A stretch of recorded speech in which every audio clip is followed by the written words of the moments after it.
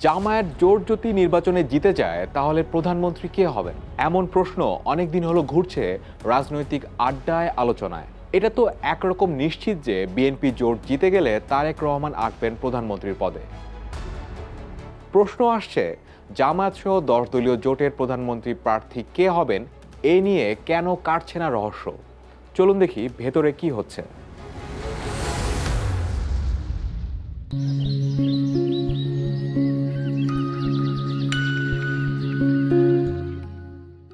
ত্রয়োদশ জাতীয় সংসদ নির্বাচনের ভোটের আনুষ্ঠানিক প্রচারণা চলছে। রাজনৈতিক দলগুলো ব্যস্ত সময় পার করছে। বিগত নির্বাচনগুলোতে দেখা গিয়েছে রাজনৈতিক দল একজন শীর্ষ নেতাকে সামনে রেখে নির্বাচনী প্রচারণা চালায়। কার্যক্রম নিষিদ্ধ আওয়ামী লীগ তাদের নির্বাচনের সামনে রাখত শেখ মুজিবুর রহমানকে, পরে সামনে আসেন শেখ হাসিনা। বিএনপির বেলায় জিয়াউর রহমান থেকে খালেদা জিয়া পর্যন্ত একই চিত্র দেখা গেছে। এমনকি জাতীয় পার্টির ক্ষেত্রেও দলটি নির্বাচনের সময় সামনে রেখেছিল হুসেইন মোহাম্মদ এরশাদকে। এবারের নির্বাচনে বিএনপি নেতৃত্বাধীন জোট সামনে রাখছে তারেক রহমানকে। কিন্তু ব্যতিক্রমী চিত্র দেখা গেল এবার জামায়াতে ইসলামী নেতৃত্বে গঠিত 10 দলীয় জোটের ক্ষেত্রে। কোনো একক নেতাকে সামনে রাখা হয়নি। তাহলে কি জামায়াতের শীর্ষ নেতাই প্রধানমন্ত্রী প্রার্থী? এমন প্রশ্নে জাতীয় নাগরিক পার্টির জ্যেষ্ঠ যুগ্ম আহ্বায়ক আরিফুল ইসলাম আদিব বিবিসি বাংলাকে বলেন, শীর্ষ নেতা, প্রধানমন্ত্রী বা বিরোধী দলীয় নেতা, এসব নিয়ে জোটের মধ্যে কোনো আলোচনাই হয়নি। বিবিসি বাংলা বলছে, 10 দলীয় ঐক্য প্রক্রিয়ার শেষ সময়ে যুক্ত হয়েছে এনসিপি। নিজ আগ্রহে জোটের সাথে যুক্ত হয়েছে দলটি। নির্বাচনে জিতলে কে কোন পদে বসবে সেসব নিয়ে দর কষাকষির সুযোগ পায়নি এনসিপি।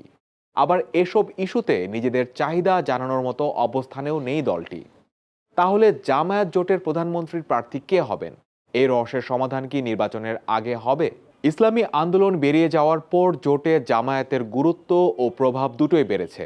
দলটি এককভাবে প্রার্থী দিয়েছে 215টি আসনে। ফলে এটা স্পষ্ট হয়েছে যে জোটের মূল শক্তি জামায়াত। ঘোষণা না হলেও এই জোটে জামায়াতই এখন অঘোষিত নেতৃত্বে। তাহলে কি জামায়াত থেকেই হচ্ছে প্রধানমন্ত্রী প্রার্থী? বিবিসি বাংলা বলছে, জামায়াতে ইসলাম অবশ্য নেতৃত্বের বিষয়ে এখনই কোনো সিদ্ধান্ত নিতে চায় না। দলটি নির্বাচনের পর এ বিষয়ে সিদ্ধান্ত নিবে বলে জানা যায়। জামায়াতে ইসলামের কেন্দ্রীয় সেক্রেটারি জেনারেল মিয়া গোলাম পরোয়ার বিবিসিকে বলেন, নির্বাচন হয়ে গেলে পরে যাদের সাথে সমঝোতা হয়েছে তারা কে কতটি আসন পেয়েছে সেটি দেখা হবে। তখন সেটার ভিত্তিতেই শীর্ষ নেতারা সিদ্ধান্ত নেবেন। তবে তিনি জানান, দলের পক্ষ থেকে তারা তাদের শীর্ষ নেতাকেই সামনে রাখবেন। সবশেষে বলা যায়, 10 দলীয় জোটের সিদ্ধান্ত এখনো অজানা। ভোটের পরই জানা যাবে জোটের নেতা কে হবেন।